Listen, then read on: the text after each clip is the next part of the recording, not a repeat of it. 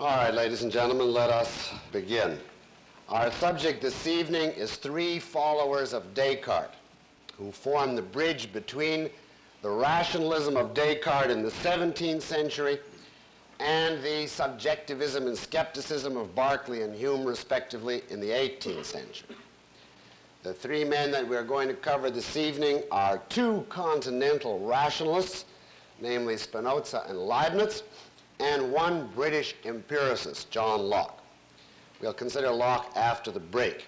In terms of his actual influence on later philosophers and on later cultural developments, Locke is definitely the most important of the three we'll be discussing this evening. I am, however, giving him comparatively less time than the other two tonight, only because his ideas are largely unoriginal in metaphysics, epistemology, and ethics.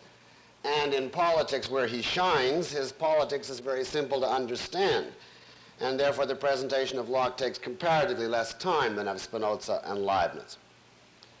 Now, turning to Spinoza and Leibniz, your understanding of the history of philosophy requires that you have a knowledge of perspective, of who is and who isn't crucially important. So I wanted to say at the outset that Spinoza and Leibniz are not major turning points or profoundly influential philosophers.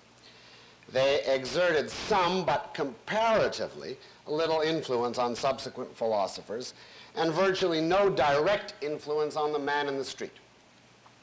Nobody, or if there is such, is very, very hard to find. Virtually nobody is a Spinozist or a Leibnizian, the way people are Hobbesian or Cartesian or Platonic or Aristotelian.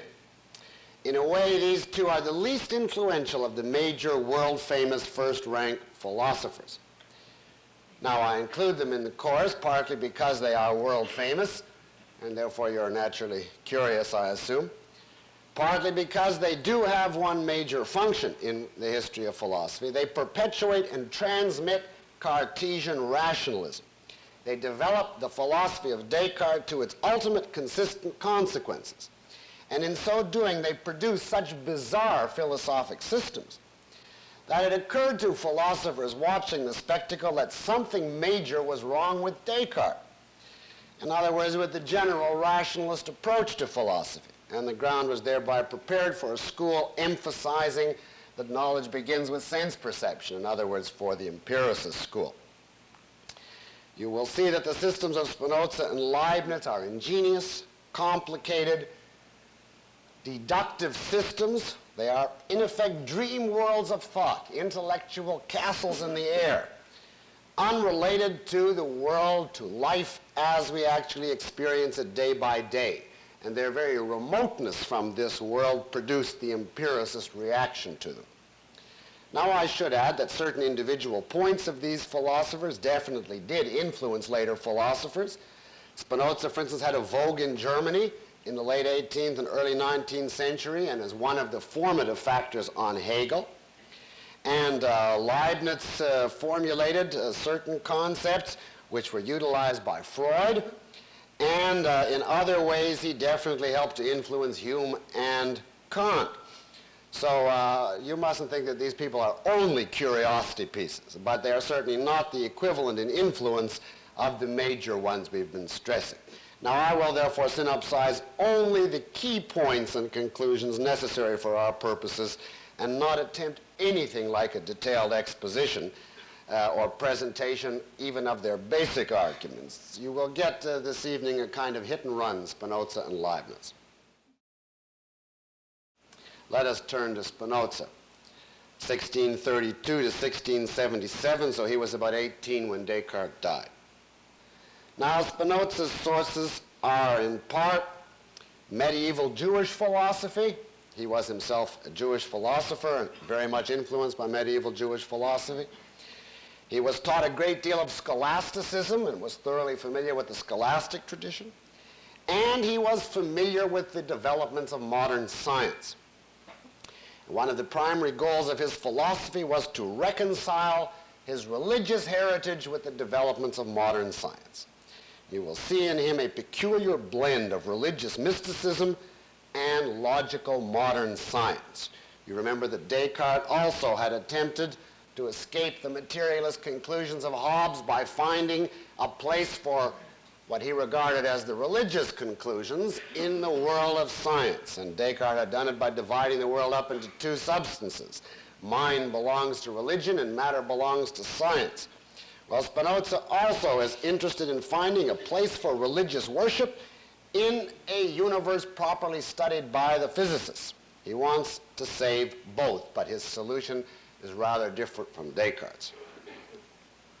Turning to his epistemology briefly, Spinoza, as I said, was a rationalist. He is the second famous Continental Rationalist. Accordingly, he believes that the proper method of acquiring knowledge is the mathematical method, or in particular the geometrical method. That is to say, we must model philosophy on geometry. It must start with basic axioms, self-evident axioms, which are clear and distinct, if you remember that expression of Descartes', which are grasped intuitively in Descartes' sense, that is simply self-evident, which do not require proof, and they are then the foundation for everything else. All subsequent knowledge will be acquired by deduction from these clear and distinct starting points. This was, of course, Descartes' program, but Descartes, if you recall, had not been very rigorous about it. He had proceeded along the path of his deductions, and every time he was stuck, he had a new intuition of a clear and distinct idea to help him along the path and smooth the transition on to the next series. Now, Spinoza, however, is much more rigorous about applying Descartes' method.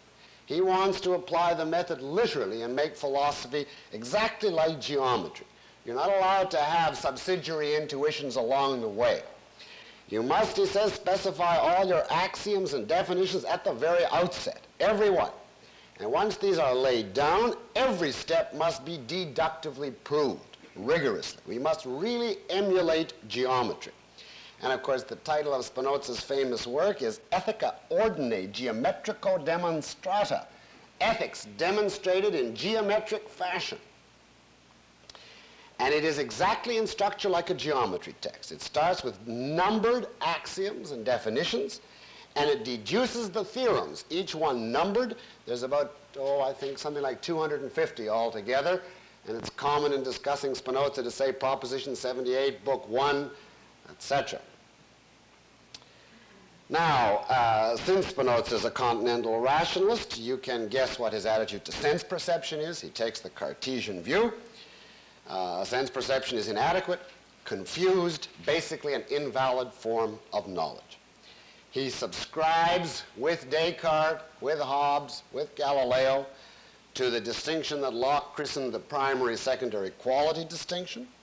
You remember the view that matter is really only extension, three-dimensionality, spread outness in space, and that therefore the way matter looks to us with sound and color and taste and so on is really deception.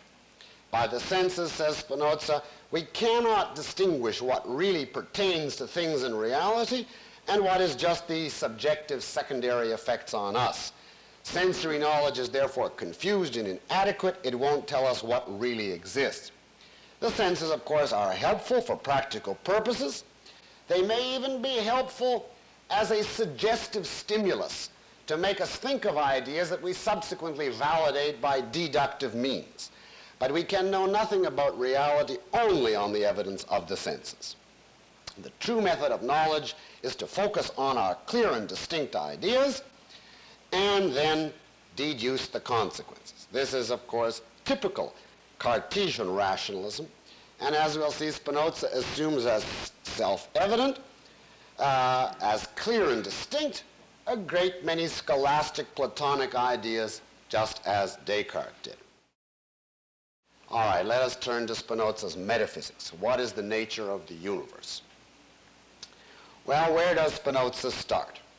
You remember Descartes had begun with the cogito, with the self, and had then gone on to prove the existence of God and finally the physical world. Spinoza has a different starting point.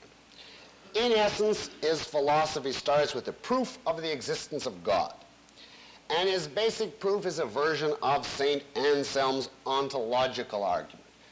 I count on your remembering that because I'm not going to repeat it now. To synopsize Spinoza's argument, it amounts to this. I have, he says, the concept, the idea, of an absolutely independent, self-contained, infinite being. Well, now, let us just reason from this idea. If such a being exists, it can't be because some outside entity brought it into existence. Because if so, the being would be a product of outside factors.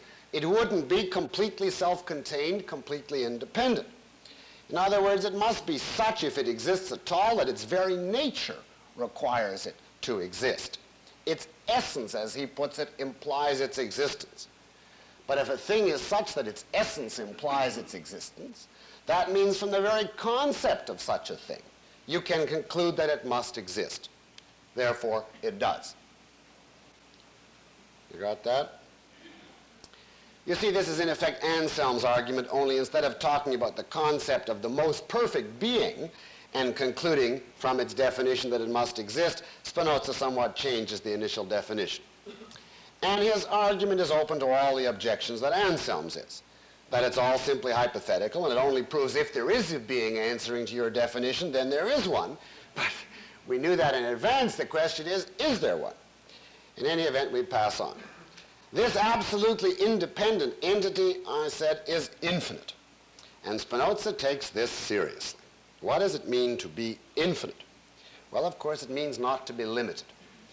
Now, if you contrast this entity with a human being, the human being is limited or finite in two ways.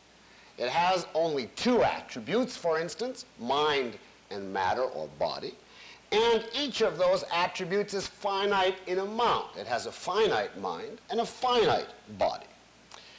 In saying that God is infinite, says Spinoza, we say that he is, excuse me, I shouldn't use the word God yet. Spinoza calls this being God, so now I can use the word God.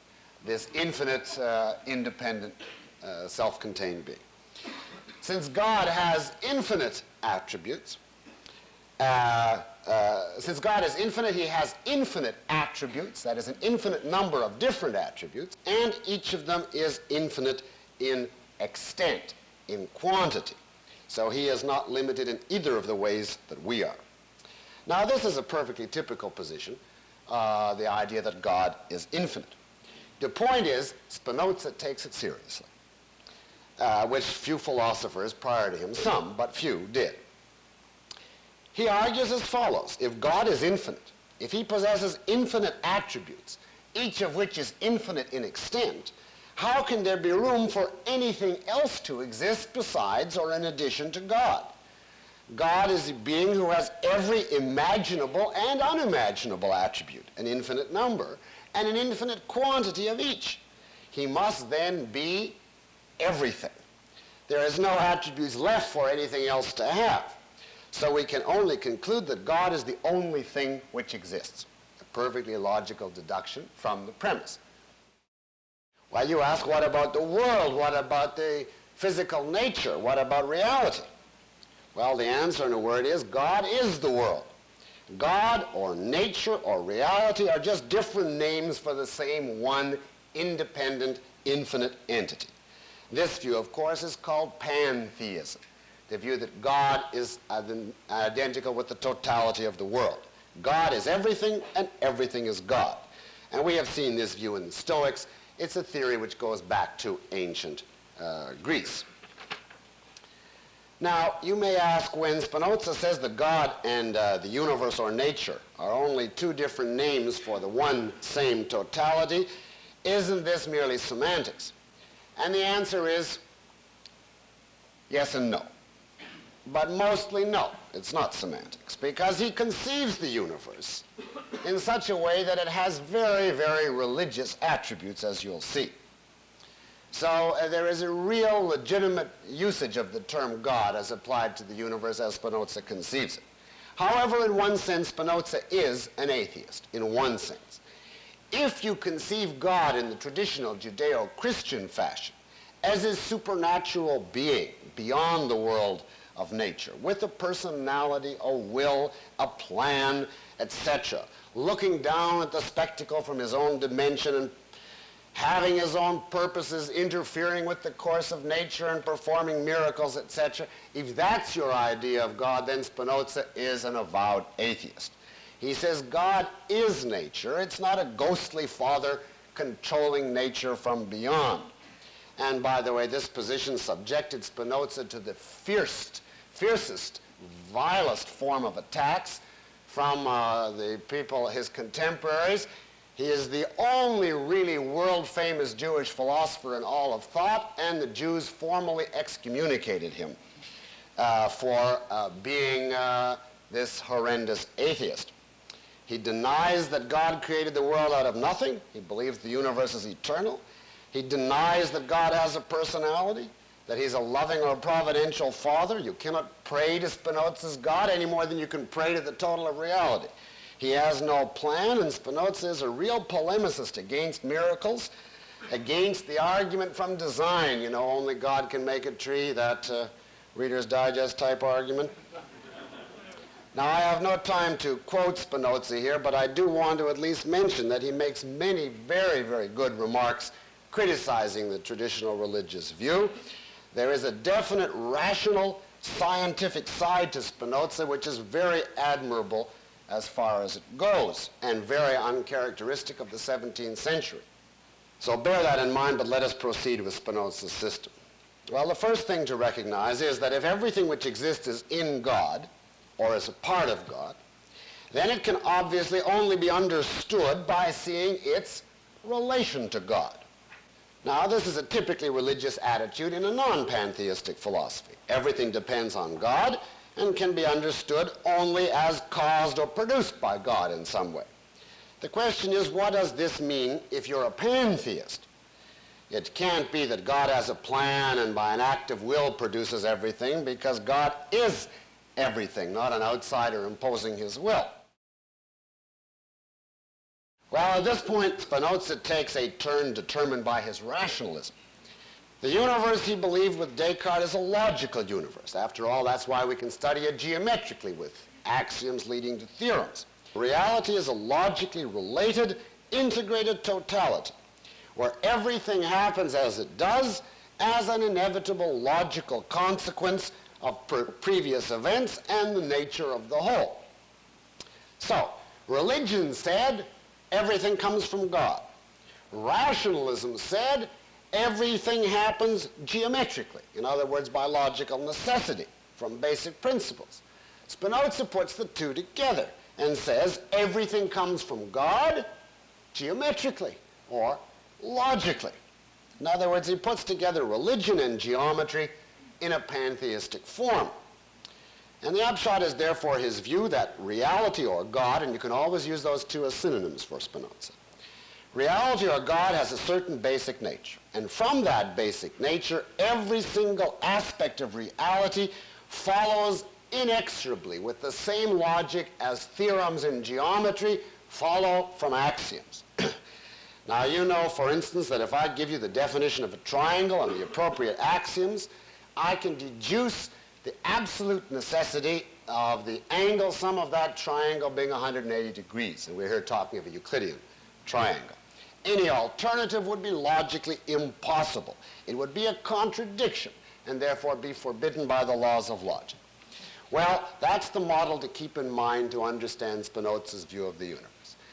Everything that exists, everything that happens for him is related to the basic nature of reality in the way that the angle sum of a triangle is related to the nature of a triangle.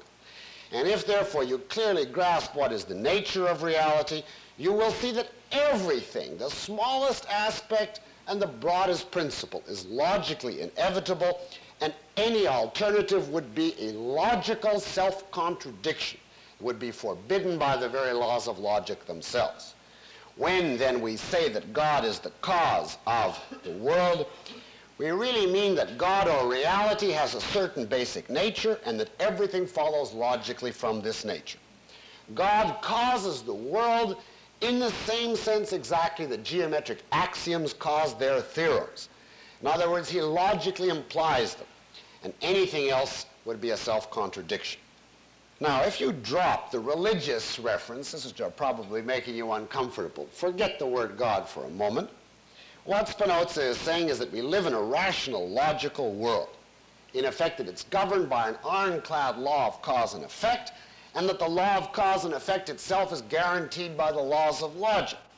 And he is, of course, correct in this view. He has been attacked endlessly by people following David Hume for believing that the universe is logical when Hume allegedly proved that it wasn't. So I want to emphasize that stripped of its religious aspects, the core of Spinoza's view on this one point is certainly correct. However, Spinoza draws from it a conclusion that objectivism certainly would not. Namely, he believes that if you believe in an ironclad logical universe where everything happens according to the law of causality in accordance with the laws of logic, you must then be a determinist. And he is accordingly a determinist. He says man is also part of reality.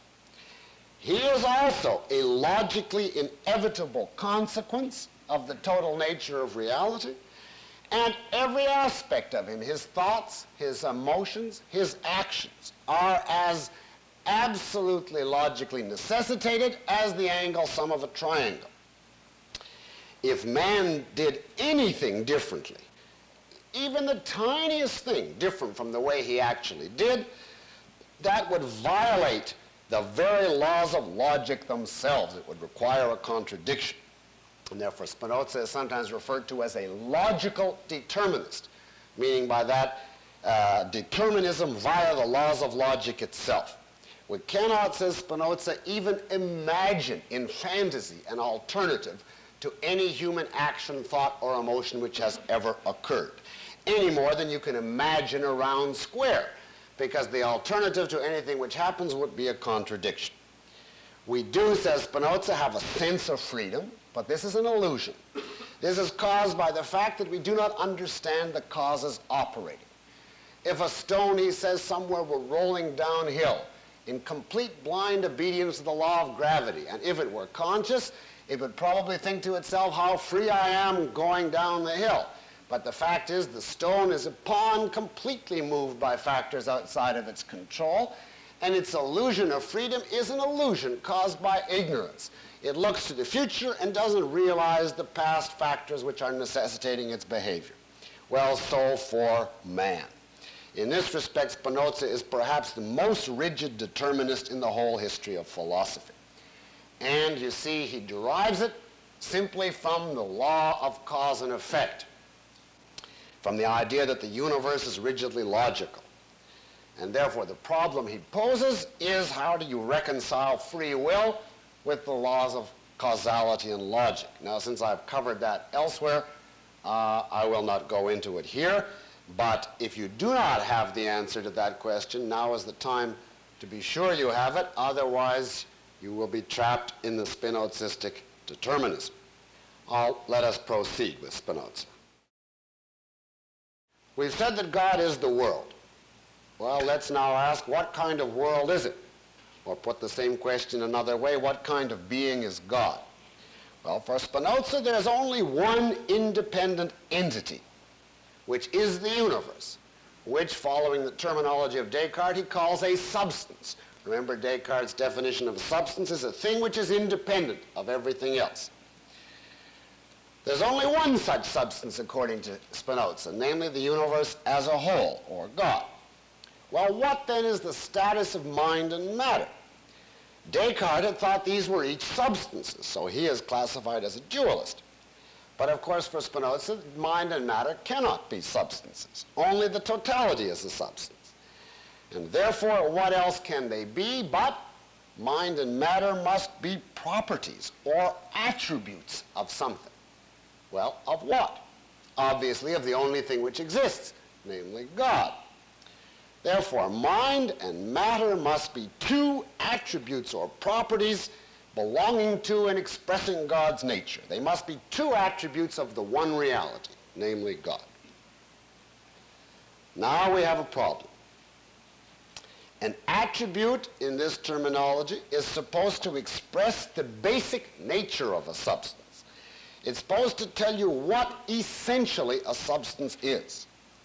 And on the face of it, now whenever I say that, you should know that I'm about to contradict it. But on the face of it, mind and matter are radically different things. Consider, for instance, an actual physical earthquake and a mental phenomenon which corresponds to it, your thought of that earthquake. Now, these, we could list radically different characteristics. For instance, your thought of the earthquake doesn't make any noise. The earthquake does. Your thought of the earthquake doesn't destroy human lives. The earthquake does. Your thought of the earthquake is at no particular point in space and doesn't register on the Richter scale, and so on. The earthquake does, and so on. Now, mind and matter, in other words, seem to be radically different. How can one single entity, namely God, be at the same time essentially mind and essentially matter? How can two such different properties both express what God essentially is? How will we understand this?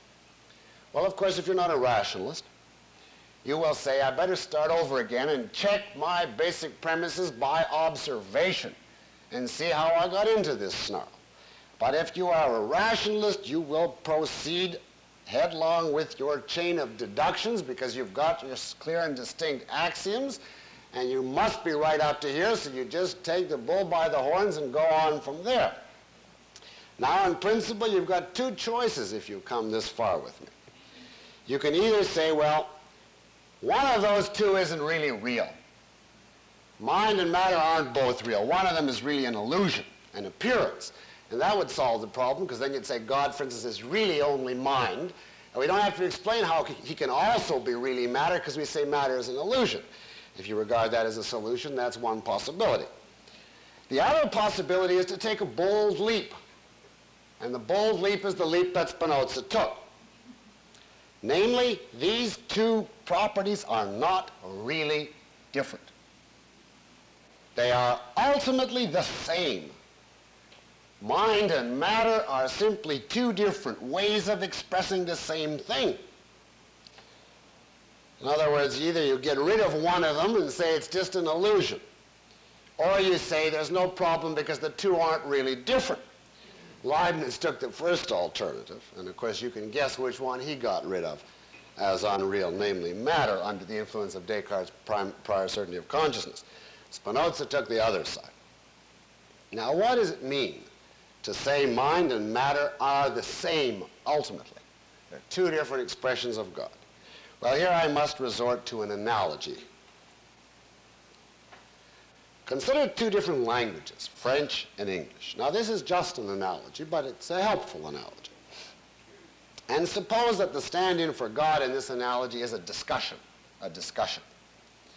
Now, a discussion can be in French, or the same discussion could be in English.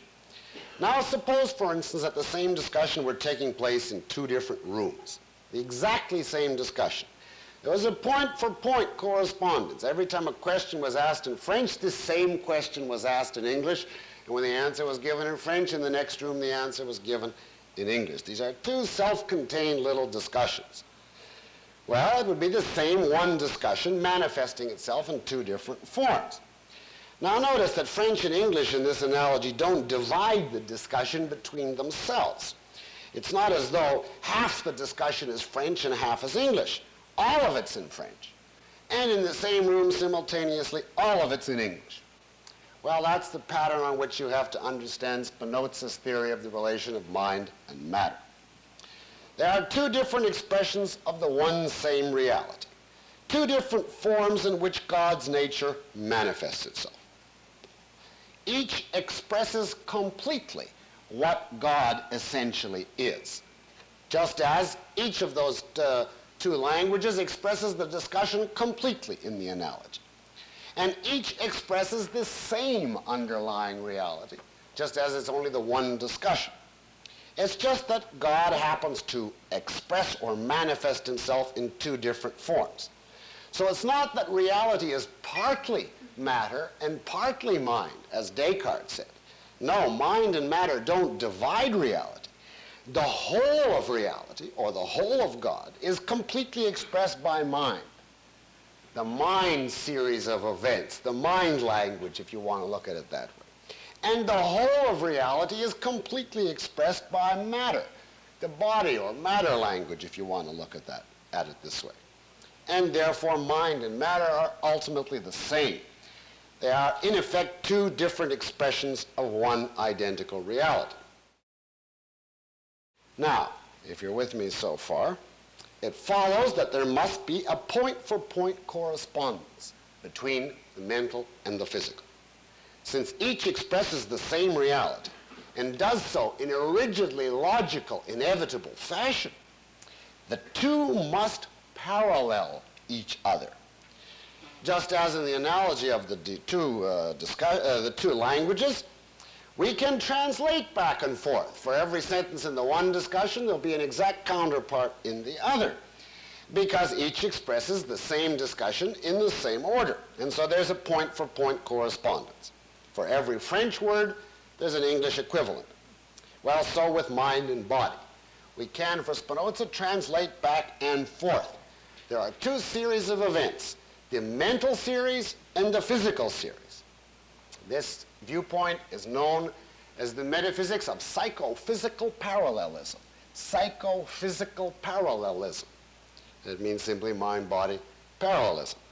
It's the view that there is an exact point-for-point parallelism between mental and physical events, and that the reason there is such a parallelism is that ultimately the two sets of events are really the same one phenomenon, or same one entity. Now, before we go any further, I'd better add, remember, there's an infinite number of attributes, not just mind and matter. God is infinite. And you might ask me, what about the other infinity minus 2? And I'll simply say that Spinoza says these happen to be unknowable to the human mind. So you have to think in the analogy that the same discussion is going on in an infinite number of languages from eternity to eternity, but we're only tuned into 2 of these languages, so to speak. But we all live in countless other worlds beyond the mental and the physical that happen to be unknowable to us. Well, we can leave the unknowable ones and come back to just the 2 we know, the mental and the physical. Now you might ask, what would possess anybody to take a view like this? And there are several reasons. I'll mention one. It avoids the problem of interaction. Now you remember the problem that Descartes bequeathed. Mind and matter are so radically different, Descartes said.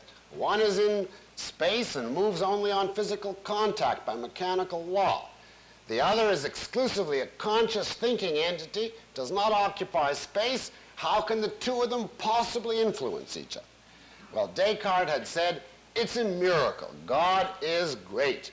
God is marvelous, and somehow incomprehensibly he allows them to influence each other. Spinoza is much more rigorous and consistent. He won't permit that kind of miracle. He says the solution is there is no interaction. Mind cannot act on matter. Matter cannot act on mind. There is no mutual influence at all. Each of these 2 attributes is a completely self-contained closed system. Events in the mental world are caused only by preceding mental events. Events in the material world are caused only by preceding physical events. Just as in the analogy, French doesn't cause English, and English doesn't cause French. They're 2 self-contained little dimensions which run parallel to each other. Now, where would anybody get the idea that there's interaction? He mixes up his series. Suppose, for instance, you hear a question in English, and then you rush to the French room and you hear the answer in French. You might think, if you're confused enough, you see that the French question interacted with the English and produced the answer. But that's obviously your confusion. So, says Spinoza, I can account for the appearance of interaction while denying the actual existence of it. Of course, he says, whenever you have an act of will, for instance, to move your arm, the arm will move. And that's, you see, the apparent example of mind influencing matter. And of course, whenever I stick a pin in you, which is a physical event, you'll experience a little thrill of pain, which is a mental event. But That doesn't mean there's any causal interaction in either direction. Each series goes its own way. Do you reason that the act of will and the bodily movement, or the sticking of the pin and the thrill of pain, seem to be causally related, is because they are actually the same one event, manifesting itself in two different languages, expressing the same one reality. We just get our languages confused, you see. And therefore, of course, there will be parallelism between the two. Now, you see, from Spinoza's point of view, there are great advantages in this scheme. We have saved a mechanistic, material, physical world of science entirely untouched by mind. And so mind can't influence matter, and the scientists are presumably happy they now have their preserve of a strict mechanical world to study, and no mind is going to interfere with the laws of mechanics. On the other hand, we haven't done it at the price of falling into Hobbes's trap of denying mind and thought and purpose and so on. We have saved a world of thought and purpose independent of matter. That's the mind series. And we did it, although this is basically a Cartesian division, we have done it in a way without being unintelligible like Descartes was, because we can account for the appearance of interaction while denying the fact. Now, I think you can see that while this is a fantastic viewpoint, it is not because Spinoza is inconsistent. On the contrary, it is because he is so consistent. Spinoza is a much superior philosopher to Descartes. Granted the basic premises, Spinoza carries them out to the bitter end. Descartes gets scared and has a new intuition and turns himself on to the next direction. And of course, Descartes was not the man to come in conflict with the church. Now, you may ask, how does psychophysical parallelism apply to rocks and rivers and inanimate things? Now, this is the debated point in Spinozistic interpretation. I simply say that Spinoza seems to say that everything is to some degree animate, or alive, or even conscious in a way, and that the correlate of every physical fact is some kind of mental state. But this is a highly debated point, and we don't have to pursue it here. Well, now we have another problem. If these are two, mind and matter are two expressions of the same one reality, what is this reality in itself, apart from its expressions? Now, it can't be mind, because mind is just an expression of it. And it can't be matter, because matter is just an expression of it. Now, you see, this is where my analogy to the discussion breaks down, because the discussion is, there is a reality there apart from the French or English that is being spoken, namely people having thoughts. And so it's possible to talk about two manifestations. But here, what are the manifestations? Manifestations of. There's apparently nothing for reality in itself to be, because, remember, all attributes are simply expressions of it, an infinite number. Now, apparently, and again this is a debated point, but apparently Spinoza believed that God, therefore, or reality, in itself, apart from its manifestations, was actually nothing. And all the manifestations were therefore really manifestations of a cosmic metaphysical zero. Now, to try to make this intelligible, you must remember the school of negative theology, which we discussed. You remember the idea that God, I discussed that some weeks ago, that God can't be limited. You can't give him any attributes or qualities, because if you give him any identity, then he's A versus non-A, and that's impious and irreligious. And it was common in the negative theology tradition to say, if you want to say what God is, you have to deny any characteristics to him. In other words, you have to say he is really nothing. Now, Spinoza really, I think, although this is debatable, really belongs to the school of negative theology. And you see the mysticism involved here. At the core of the Spinozistic universe is this mystical, indeterminate, uncharacterizable entity, lacking identity, which manifests itself in all these attributes. As one commentator puts it, in a pregnantly bizarre statement, God is everything and therefore nothing, if you follow that. Now, there are people who say that's not fair to Spinoza. God is just a name for him for the various series, for the mind series and the body series, and he's not anything underneath them. That's all. But it seems unlikely that this is his view, because the attributes are supposed to parallel each other because they're two expressions of the same one reality, which raises the question, expressions of what? Well, some people say expressions of each other. But since each other is an expression, you have expressions of what? So it seems that you're driven back to nothing. We can leave that point, though. The situation is actually still worse than this, because we've talked up to now of mind and matter in general as being identical attributes. Now, what about particular specific individual minds and particular specific individual material things? How do tables and chairs, or your individual mind and my individual mind, fare on Spinoza's metaphysics? Well, here you should be able to foresee. He is a pantheist. God is the whole, the single integrated substance. Well, what is going to happen then to the reality or individuality of what we call particular things? Spinoza's answer is going to be, particular things are just separated aspects of the whole. Individuality is not really real, neither mentally nor physically. Really, there are no autonomous, independent entities at all. There is only the one cosmic substance. Now consider, for instance, matter. We know its essence is extension, three-dimensionality, spread outness. Now, strip off all secondary qualities from matter. No color, so it's invisible. No texture, you can't touch it. No sound, it makes no noise, etc. Now ask yourself, this pure extension, how does it differ from space? Ordinary, empty space. And, says Spinoza, there is no difference between matter as it really is and space. And, I mean, this is plausible when you strip off all the secondary qualities. When you have only extension left, well, space is supposed to be extended. He did not, by the way, originate this conclusion. Descartes also equated matter, true matter, with simply space. Well, if so, you can't break space up into separate real hunks. Any divisions you make in space is only a fragmented human way of looking at it. All that really exists is the indivisible infinite slab of space. A piece of space, if I tell you focus on this little piece over here, that's simply an abstraction, obviously. It's not a separate real entity.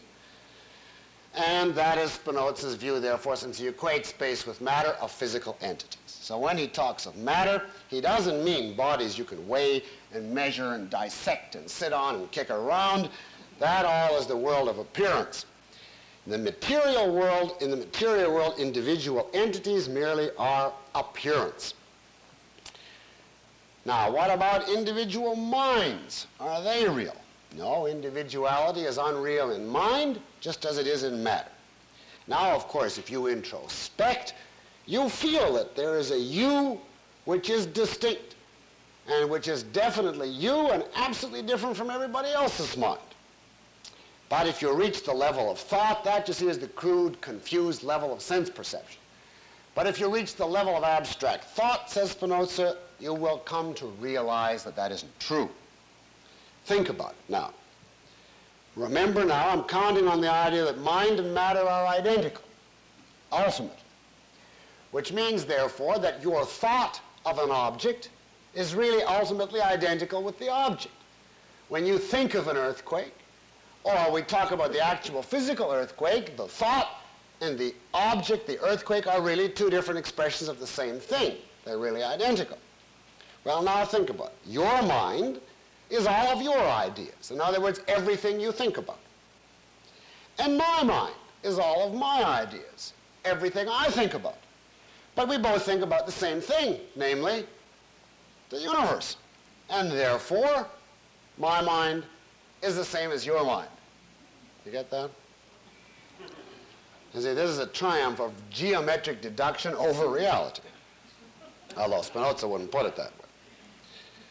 In other words, says Spinoza, we can conclude that in the deepest sense, each of us intellectually, psychologically, mentally, is all of the others.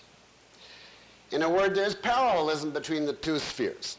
And there must always be an exact correspondence. If individuality is unreal in matter, it must be unreal in mind also.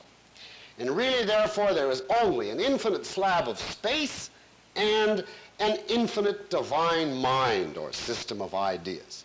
Our own sense of personal identity, therefore, our own personality, our own sense of uniqueness is a confusion. It's the way things appear to us. But in actual reality, all so-called separate bodies are merely modes or aspects of one slab of space. And all so-called minds are merely modes or aspects of one cosmic, infinite mind or system of ideas. And if you add to that, that mind and matter are ultimately identical, so that space and the infinite mind are really the same thing, we will come to the final conclusion that everything is ultimately one and ultimately identical to everything else. In other words, that distinctions are really unreal. Now you see, I think, the very Platonic character of this viewpoint, even Neoplatonic character. And here is the real influence of Plato again. On the one hand, there's a true reality which consists of a cosmic system of ideas and a slab of space. That's pure Plato. As against a world of appearances, which is not true reality. There is reason, the faculty which knows true reality, versus the senses, the faculty which knows the world of appearances.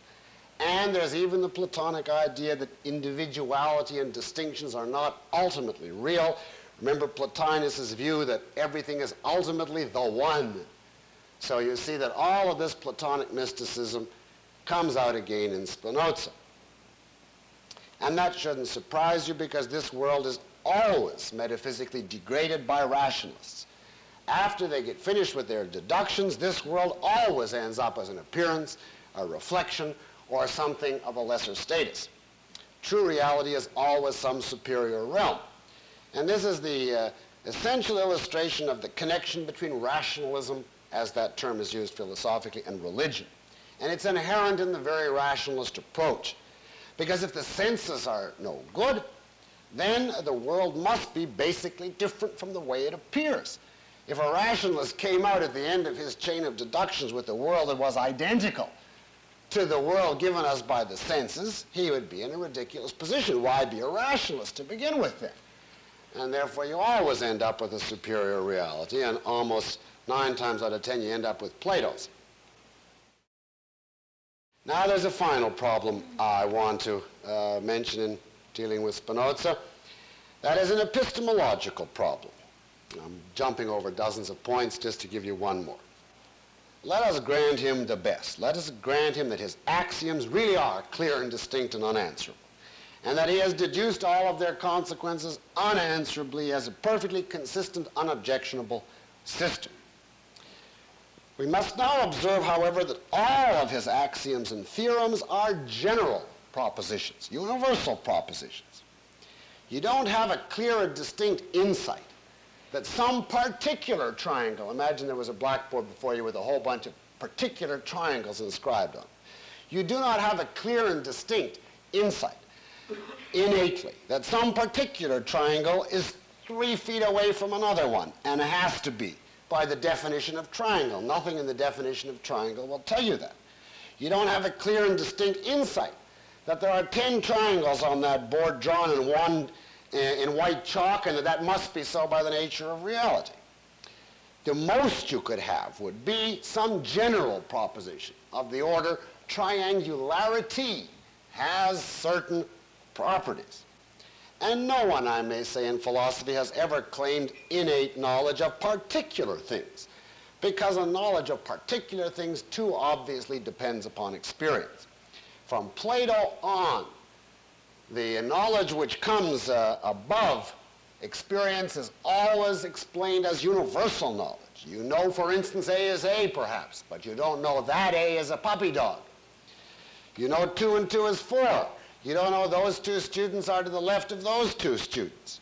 You know man is rational, but you don't know that man is marvelous at geometry, you see. Well, where are we then? At the end of all of our deductive reasoning, we have only knowledge of general, universal truths. Well, how do we ever get knowledge of particular individual, specific, concrete, actually existing entities and events? How do we get to see the necessity of particular events? And Spinoza has told us that everything is logically necessary, and that as a rationalist he will explain everything. Now, if I jump ahead a while, I'll simply tell you an anecdote in regard to Hegel, who took the same view as Spinoza, that everything is logically deducible by rationalistic fashion. And he was confronted one day by an obscure gentleman known as Herr Krug, K-R-U-G, who held up his prosaic pen and said to Hegel, "All right, you claim to be able to deduce the entire universe, including everything which is in it, by rationalistic deduction. Here's my pen. My particular real concrete pen. Go ahead and deduce it from your categories or principles or whatever it is you start with. I'm waiting for you to show how my pen follows."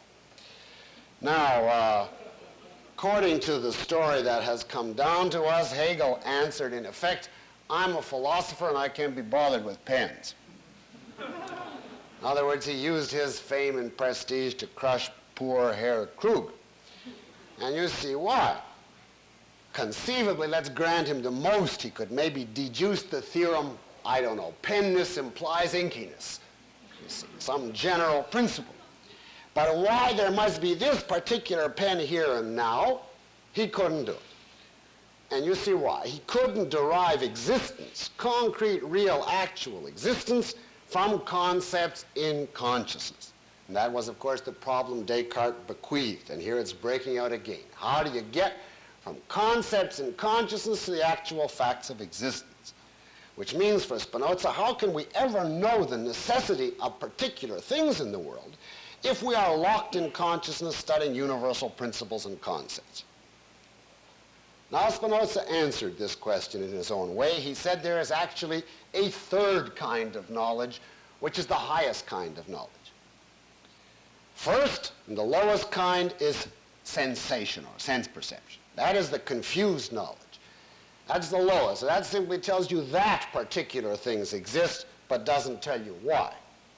The next level is rational knowledge. That involves the grasping of clear and distinct general principles and the deduction from them. In other words, Descartes' approach. And that's fine, says Spinoza. That gives you true knowledge, but only general knowledge. And then finally we get to something which he called scientia intuitiva, which is essentially intuitive knowledge, but that's a different use of intuition from Descartes now. This is, to make a long story short, a mystical vision in which we grasp in an ineffable insight how every actual, concrete, particular thing necessarily comes from God. When you have this vision, you see how Herr Krug's pen had to be by the nature of the whole totality. But it is an ineffable, in effect, mystic trance. You see that from this and many other signs I've indicated. Spinoza, as a pantheism, is not simply a matter of semantics. And you see that the most consistent rationalists usually end in a mystic vision of some kind. Plato ended with his vision of the form of the good. Plotinus ended with his ecstasy. And the explanation of it is very simple. Since they don't derive their concepts from percepts, they can't derive percepts from their concepts. And consequently, they are left with only a mystic recourse. Now we can make a prediction. The rationalists, in the person of Spinoza, declare that reality is logical. And then they construe reality as a super realm from which they cannot deduce the actual facts of this world. Now, if you are familiar with the extent to which false alternatives exist in philosophy, you shouldn't be surprised to find that they're arch enemies. The empiricists will say, watching the failure of the rationalists to deduce the actual concretes of this world, aha, this proves that reality is illogical, or at least non-logical, that things don't happen for logical reasons. They just happen. They're brute, unintelligible, quote, contingent facts. And of course, that viewpoint is all over the place today. If today you should ever say to a professional philosopher, you believe that reality is logical, if you should ever say, God help you, the real is rational, that being a phrase immortalized by Hegel, you are done for. Because I have known a professor who to this very day, in spite of, not just one, in spite of all my arguments with him, insists that I am a follower of Hegel, or in some moods he thinks of Spinoza, because I hold that reality is rational. And if you hold that reality is rational, you must be a rationalist who believes that everything is deducible rationalistically, and so on. Now, of course, the answer is reality is governed by logic, but only a proper epistemology will enable you to discover its laws, not a rationalistic one. But you simply can't communicate that to certain mentalities. Now, we must leave Spinoza now. I simply want to say that he has a very famous ethical theory. It hasn't been particularly influential compared to other theories, but it's certainly famous. And so I would like to have said a few words about it. And if you ask me in the question period about Spinoza's ethics, I will utilize 5 minutes or so to give you the highlights. In any event, we can say for Spinoza, in leaving him, that his system is certainly ingenious. It's thoroughly worked out in deductive fashion. And if you consider it as an integration of the most diverse elements, it's certainly original, even if often baldly contradictory. And in any event, I've really given you only less than a taste of it. That's all that we have time for. How does Spinoza show that his basic axioms are true? He can't deduce them from anything more primary. Well, in a way, he would simply say, sure, that's why you have to start with clear and distinct self-evidences, which are neither sensory nor deductive. They're simply clear and distinct. But in a deeper way, Spinoza would say a point that I left out of the lecture, and a point which was very influential on Hegel. All ideas are true. Even the ideas that you consider to be the falsest are really substantially true. And here he defends this viewpoint by reference to his psychophysical parallelism. To every mental phenomenon, there is a physical correlate. To every thought, there must therefore be a corresponding object. And if truth means the correspondence of a thought to an object, every thought must have its truth. Well, what do we call error? Error is simply a thought that gets attached to the wrong object, that's all. It's like a misplaced truth. So, for instance, if you have a hallucination of a pink rat, we say you're wrong. But that doesn't mean there is no physical object associated with the pink rat. It's just that you got mixed up as to what the physical correlate is. The actual physical object is not an actual pink rat, but a pint of alcohol in your blood, let us say. You get the idea? So in this sense, there is no false ideas. All ideas are guaranteed to be true by virtue of the fact that all ideas express inevitably the development of God. Now, of course, that doesn't mean that on a lower level there aren't superficially false ideas. As Spinoza would say, for instance, Descartes is wrong on certain points and he's right. But that's on a lower level, so to speak. On the deeper level, all ideas are true, and therefore Spinoza's are. Now, this particular theory was developed by Hegel into what was called the coherence theory of truth, that all ideas have a degree of truth, and that there's no such thing as a completely false idea. But it's hinted at in Spinoza, and that's one of the reasons that Spinoza is said to have an influence on Hegel. Wasn't Spinoza an advocate or champion of individual freedom, even though he didn't believe individuality was real? Yes, he was. Spinoza was a definite individualist politically, and I think I will take this point to answer this question, which reads Spinoza's ethics, because that will help to clarify for you how could an individualist believe that individuality is unreal. Now, very few people could do that but Spinoza. Now, let's take a look at his ethics, which is the background of his individualist politics. Of course, the whole 17th century is a germinal individualist era. You see, that's what laid the ground for all the individualist revolutions of the 18th century and for America. And therefore, to a certain extent, Spinoza is simply reflecting in his individualism the cultural climate of the emphasis on reason, this world, science, the individual, which seeped into everybody's thought. In this sense, the cultural climate of the age of reason was infinitely superior to anything you can dream of living in the 20th century in this cesspool of irrationalism. So to some extent, no matter what a philosopher's foundation was, he absorbed in individualist politics. Even Kant has large elements of individualism in his politics. They're in grotesque conflict with the rest of his philosophy, but he didn't see fully the political conclusions. His immediate followers did, but he didn't. Now, on Spinoza's ethics, it is a blend of two elements, just as his whole philosophy is. Just as his metaphysics and epistemology are partly a religious mysticism and partly a logical pro-science view, so his ethics is partly a kind of stoic, Platonic otherworldliness and contempt for the world of appearances, and yet partly it's a this-worldly, naturalistic egoism. Spinoza is classified as an egoist in ethics.